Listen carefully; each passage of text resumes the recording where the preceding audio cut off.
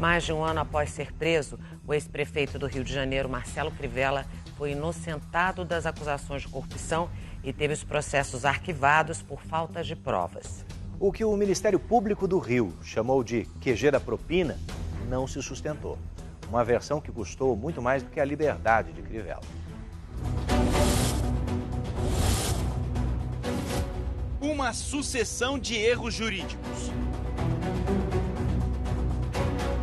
Denúncias sem provas que levaram a decisões controversas de promotores e de uma desembargadora do Rio de Janeiro. Interesses empresariais e políticos ajudaram a criar uma farsa que custou a imagem de um homem, o prefeito da segunda maior cidade do país.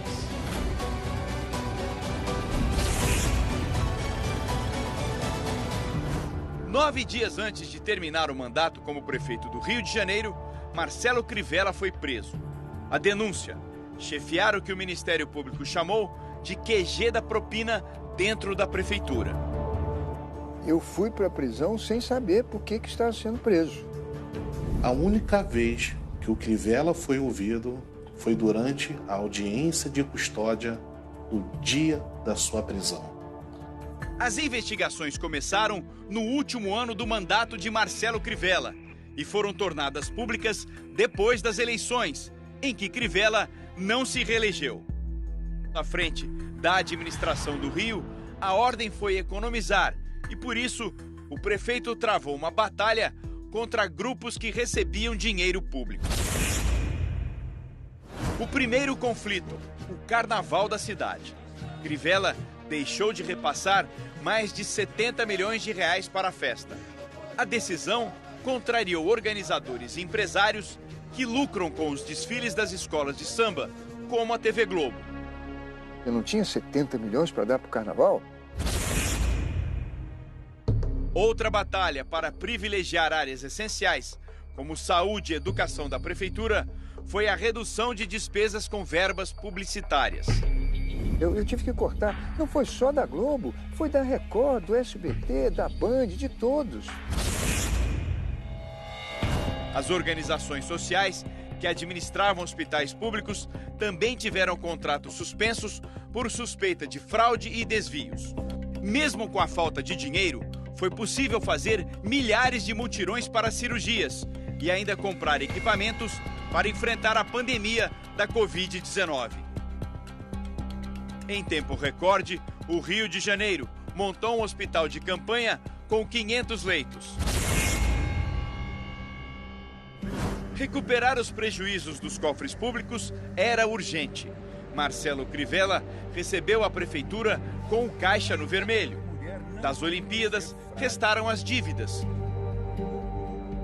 E foi descoberto um prejuízo ainda maior, quase 2 bilhões de reais, na concessão da linha amarela à iniciativa privada. O pedágio chegou a ser suspenso. A prefeitura, na época, tentava defender os mais interessados, os motoristas cariocas. Mas a sucessão de combates contra grupos financeiros e políticos teve um preço: a prisão.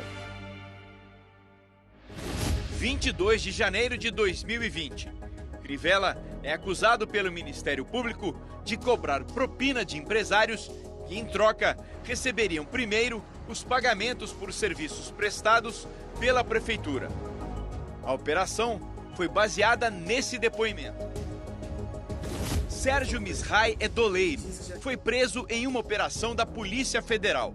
Assinou acordo de delação premiada com o Ministério Público Federal. Durante 3 horas, os procuradores citaram 33 vezes o nome de Marcelo Crivella e questionaram o delator sobre a participação do então prefeito no suposto esquema de corrupção. Sérgio Misrai não fez acusações a Crivella e mandou uma mensagem a ele confirmando isso. Nunca falei do senhor. Se tiver algum depoimento meu que eu falei do senhor, pô, eu me mato, cara. Quero nem que a minha neta, que nasceu agora dia 15, sobreviva, cara. Sérgio Misrai é investigado ao lado de Rafael Alves, que foi acusado de ajudar empresários a furar a fila de pagamentos da Prefeitura do Rio. A proximidade de Rafael Alves e Marcelo Crivella, por causa da campanha eleitoral, bastou para o Ministério Público deduzir que Alves teria algum tipo de influência no governo municipal. Com base em mensagens trocadas por celular, os promotores concluíram que a renovação de contrato do plano de saúde dos servidores públicos só teria saído depois de pagamento de propina. Sem provas, o Ministério Público denunciou Crivella como chefe de uma organização criminosa que lucrou 52 milhões de reais. Todas as contas de Marcelo Crivella e da família dele passaram por uma apuração minuciosa e nada foi encontrado. Durante a minha carreira, eu recebi milhões em direitos autorais. Basta as pessoas irem ao Escritório Central de Direitos Autorais, que vão ver que eu recebi mais de 10 milhões de reais de direitos autorais e doei tudo. Até 2017, a Prefeitura do Rio de Janeiro não cumpria uma ordem para os pagamentos dos fornecedores que prestavam serviços ao município. A nova gestão mudou isso e passou a ser respeitada uma espécie de fila. Os boletos eram pagos em dia e em ordem cronológica, mas a arrecadação do município despencou. E as dívidas deixadas, principalmente por causa das Olimpíadas, zeraram o caixa. Serviços básicos corriam risco de parar. Qual era a prioridade? Eram os serviços que efetivamente demandavam mão de obra. Caso as prefeituras não pagassem, a mão de obra envolvida na prestação de serviço não receberia. O caos, ia ser total. O ex-secretário municipal de Fazenda encaminhou ao Ministério Público mais de 2.000 páginas de documentos que comprovaram: não havia favorecimento ou fraude. Nenhuma decisão foi tomada fora do princípio de legalidade, sem transparência, sem estar no sistema para quem quisesse ver. Mas evitar o colapso custou caro a Marcelo Crivella. A denúncia do chamado QG da propina tem mais de 80.000 páginas. E foi a desembargadora Rosa Helena Penaguita que, durante o recesso do judiciário, analisou em apenas 5 dias mais de 80.000 páginas e decretou a prisão de Crivella. O objetivo desse processo sempre foi depreciar a imagem do Crivella. Mas por que, mesmo sem provas, Marcelo Crivella foi para a cadeia? Juristas afirmam: o ex-prefeito foi alvo do chamado lawfare, uma palavra que representa o uso indevido dos recursos jurídicos para perseguir adversários políticos.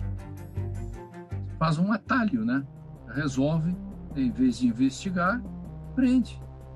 Em vez de aprofundar a investigação, faz o sujeito assinar, pressiona para fazer uma delação premiada. Para esse advogado, a prisão foi um abuso. Ele se prontificou a comparecer em qualquer lugar que fosse necessário para prestar esclarecimentos a respeito da acusação absurda que lhe estavam fazendo. Ninguém quis ouvi-lo. Já estava armada a peça midiática para levá-lo à prisão. O QG da propina desmoronou. Não havia provas. Os processos na Justiça Federal e também no Rio de Janeiro foram arquivados. A Justiça Eleitoral ainda comprova: ele é ficha limpa. Mas a violência cometida contra Marcelo Crivella marcou a família. Tive a tragédia de ter perdido minha mãe e sou filho único. No dia que eu fui enterrar minha mãe, eu não tive a autorização de sequer comprar uma rosa. Eu fui escoltado até lá. Não tive autorização de colocar uma flor no túmulo da minha mãe ou de prestar a ela as homenagens que ela merecia. Foi uma injustiça, sabe? Injustiça é uma coisa que dói muito e a gente não entende. Mas a gente aprende no final a tirar da fraqueza a força e da tristeza a alegria. Paguei o preço, mas fiz o que tinha que ser feito.